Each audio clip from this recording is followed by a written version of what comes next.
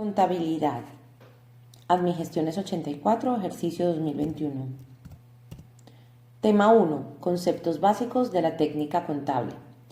La contabilidad es la ciencia que, siguiendo unas normas específicas, se encarga de registrar, representar, sintetizar y medir el patrimonio de una empresa con el fin de interpretar sus resultados y conocer su situación económica y financiera para informar a terceros. El patrimonio de una empresa es el conjunto de bienes, derechos y obligaciones debidamente valorados con los que cuenta la empresa para el desarrollo de su actividad y que compone los medios económicos y financieros para conseguir sus objetivos. Los diferentes elementos que componen dicho patrimonio se denominan elementos patrimoniales. Análisis económico de los elementos patrimoniales. Los elementos patrimoniales de una empresa que presentan similares características se pueden agrupar en bloques homogéneos denominados masas patrimoniales. Podemos distinguir tres grandes masas patrimoniales: activo, pasivo no exigible o patrimonio y pasivo exigible. El activo está compuesto por los elementos patrimoniales que representen un bien propiedad de la empresa o un derecho de cobro para ésta. El pasivo no exigible o patrimonio neto lo constituyen los elementos patrimoniales que recogen el valor de las aportaciones de los socios de la empresa, es decir, el capital social, y de los beneficios que no han sido distribuidos, las reservas. Pasivo exigible. El pasivo exigible está compuesto por los elementos patrimoniales que representan las obligaciones de pago que la empresa tiene con terceras personas, con terceros.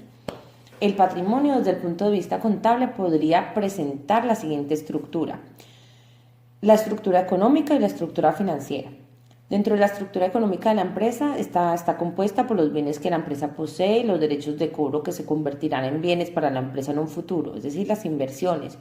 Forman parte de la estructura económica los elementos patrimoniales que pertenecen al activo. La estructura financiera está compuesta por los recursos propios de la empresa y los recursos ajenos que permiten adquirir elementos que la empresa precisa, es decir, las fuentes de financiación. La estructura financiera estará formada por los elementos patrimoniales que pertenecen al pasivo exigible y al patrimonio neto. Ecuación fundamental del patrimonio. Si relacionamos la estructura económica y la financiera con los diferentes elementos patrimoniales estudiados, podemos concluir que la ecuación fundamental del patrimonio se basa en que la suma de los bienes y derechos siempre debe ser igual a la suma de las obligaciones. Es decir, el activo es igual al pasivo exigible más el patrimonio neto. El patrimonio neto es igual al activo menos el pasivo exigible. Como nota importante, la ecuación fundamental del patrimonio debe cumplirse desde el principio a lo largo de la vida de la empresa y se basa en que su activo debe ser igual a su pasivo exigible más su patrimonio neto. Clasificación de los elementos patrimoniales. Las masas patrimoniales del apartado anterior a su vez se pueden dividir en submasas. La siguiente tabla muestra las principales masas y submasas patrimoniales en las que podemos agrupar los elementos que componen el patrimonio empresarial. Activo, activo no corriente, inmovilizado intangible, inmovilizado material e inversiones financieras a largo plazo. Dentro del activo corriente están las existencias, los deudores comerciales, las inversiones financieras a corto plazo y el efectivo. Nos vamos al bloque del patrimonio neto y pasivo. En el patrimonio neto están el capital y la autofinanciación. El pasivo exigible es el pasivo no corriente y el pasivo corriente. Ahora vamos a estudiarlos cada uno de ellos. Nos vamos a dedicar ahora mismo al activo. El activo no corriente está constituido por los elementos patrimoniales de naturaleza duradera y que no se pueden convertir fácilmente en efectivo.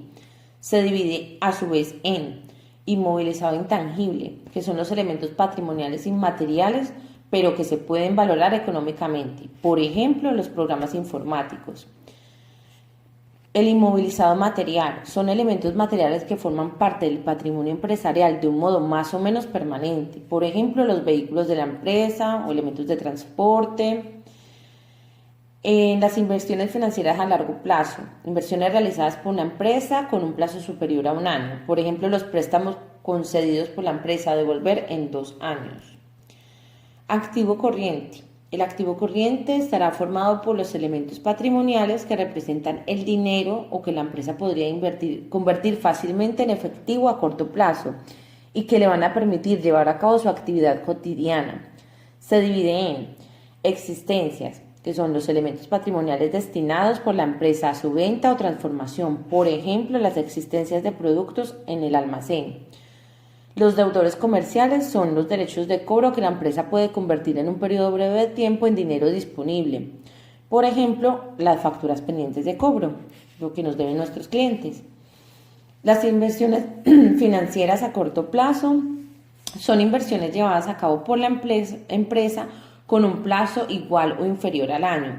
Por ejemplo, la inversión a corto plazo en acciones de otra empresa. Y el efectivo es el dinero o elementos patrimoniales de liquidez inmediata. Por ejemplo, el dinero depositado en las cuentas corrientes de bancos, el dinero que tenemos en caja. Ahora vamos a ver el pasivo. El pasivo a su vez es el pasivo no exigible o patrimonio neto, el pasivo exigible, pasivo corriente.